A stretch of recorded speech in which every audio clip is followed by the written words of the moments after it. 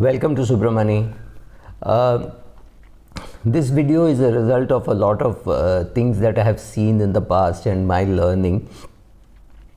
So I can't really classify it as where I learned what. Some I learned while reading, some I learned with experience. So let me start by saying some of the best investors in the world are that size simply because they are also very good communicators and very good storytellers, and that has helped them reach where they are. And having created a fantastic image, they say exactly what will benefit their business. So let us take the case of Warren Buffett. Mr. Warren Buffett always says things which are very useful for his business. So when the 9/11 event happened, he said the next terrorist attack will be by chemical warfare. It is yet to happen, right? The question is, when you tell such a powerful story, you do very well for your business. Or take the case of George Bush saying Saddam Hussein has chemical warfare, chemicals with which he will attack. It was not true at all. He did not have it. In fact, his missiles had cement and stones in it, right? It had no, but he told the story very effectively. The whole world was made to believe that Saddam Hussein is a villain. Very many people like that have been taken to the gallows or shot dead or killed by the Americans, and this has been just fantastic storytelling. So you realize the impact of storytelling when in business or in politics or anywhere. I think one of the very good non-expiring skills is storytelling. So one should consider storytelling as a career option for many people who are good at it. Some people who like to go and meet people, somebody who can do storytelling and stand-up comedy as a part of their career. So do consider storytelling as an important part of your career. Second, you can tell a story which is completely out of context, completely useless, but if it's a good story, and even if it's irrelevant, the feedback is going to be a damn good story, right? So people are going to say it was a damn good story, but it could be totally out of context. It could be a training for wealth management and you could be saying some other story, but people will never penalize you for telling a wrong story, right? Another important thing is some things are easier said through a story rather than being told directly.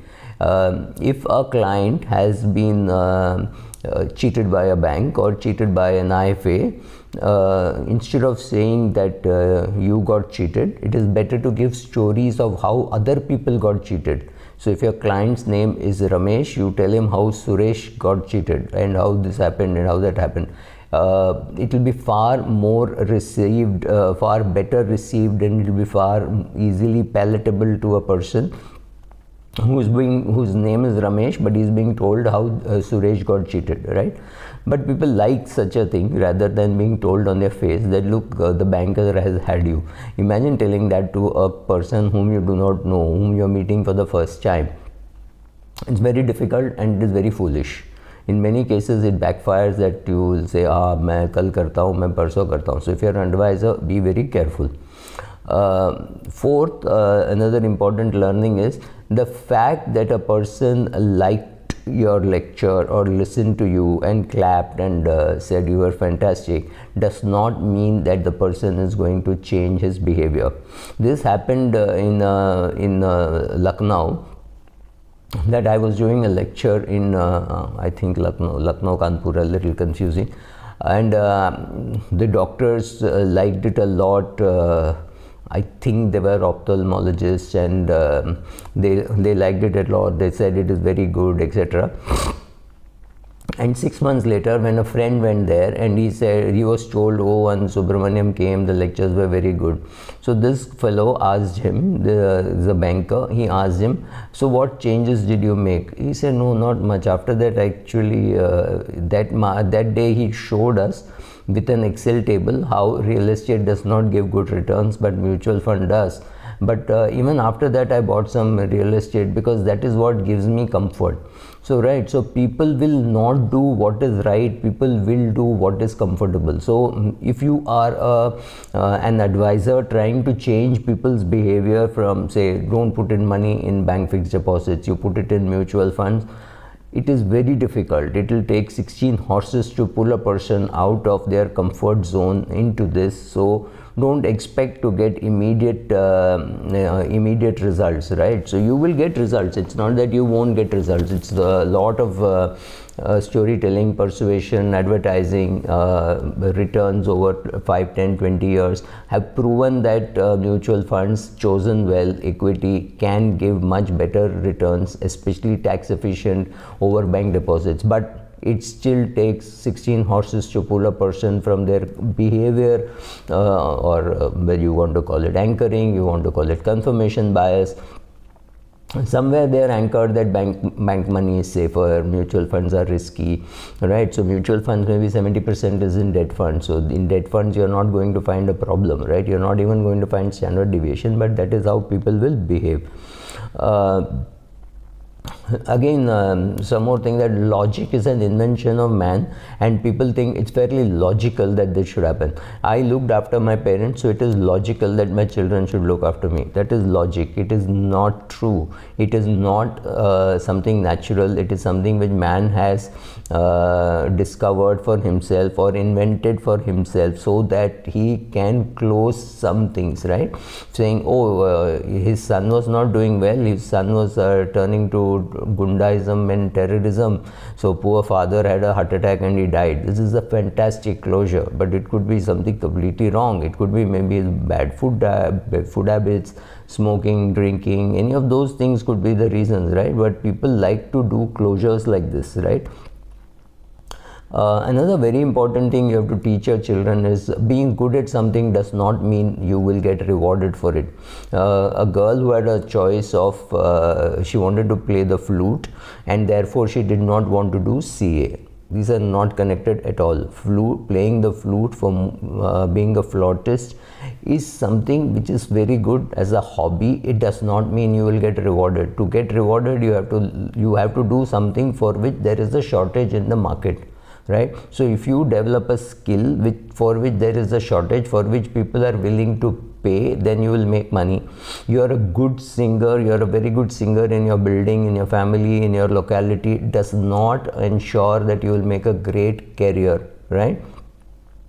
Once upon a time, maybe there were 4 or 5 singers who got a lot of songs. Today, I think there are 400, 500 singers who have to make money, not just by films, but by doing shows, by attending parties, by singing at parties, singing at events, and doing national, international shows, right? They have to make money that way. The fact is, you have talent, but you get paid for something for which there is a shortage of that talent. So if you have, let's say, you know Basic, you know Fortran, or you know even SAP, right? That is not the skill which is going to be rewarded so easily.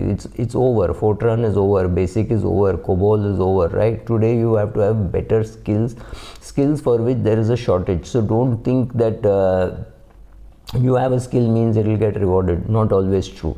And then there are some temporary skills which are very useful, and some skills which are permanent skills, like storytelling could be a permanent skill. But if you were a Harikatha speaker or Harikatha sayer and you said Harikatha, you were rewarded decently in the 1920s, 30s, 40s, 50s. But today there's no audience for you, so you will be sitting outside temples and people will treat you like a beggar. People will put money. I love watching these people. I see how they react. They sit there with a tanpura outside a temple, and it is almost like begging. It is a fantastic skill which they had, which was rewarded at one point in time, but it is no longer rewarded now.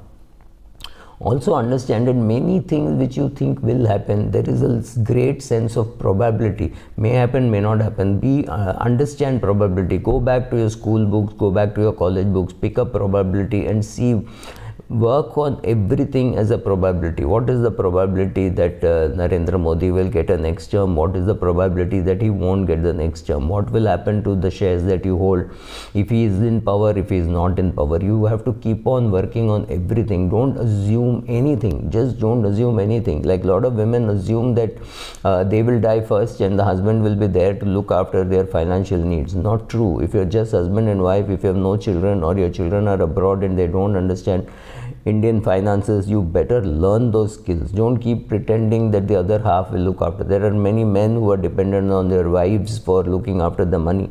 So it's not enough. Both of you should have all similar skills, right? Both skills, cooking and this, right? When everybody disagrees with you, you may still be right. And when you are convinced to do something by a group which is wrong, both have similar penalties, right? So even if everybody is against you, if you are convinced about your logic, put a little bit of money at least in that. Not enough to sink your ship, but not so small that you won't benefit even if it doubles or triples. So it should be something like Bitcoins. You don't understand Bitcoin, still put some money, because what happens if it is a success? Like, you know, I keep saying being an atheist is not a very sensible thing to do. Being a believer in God is a more sensible thing to do, because suppose he does exist, what are you going to do, right? It's easier to take the route that you believe in God, because he may exist, he may not exist, right? If he does not exist, there's no penalty for you. But if you are an atheist and God does exist, then there's a huge penalty for you. So better be careful, right? Also, when you spend a long time, you realize that everything that you say, think or do has been done before. If you don't think so, or if you don't know that it has been done before, it is because you are not a good student of history. There is very little. It has been tried in some form or the other. It may have succeeded, it may have failed, it may have been ahead of its time, it may have not been communicated properly, but everything has been tried. Check your knowledge of history. That's very important. Thank you.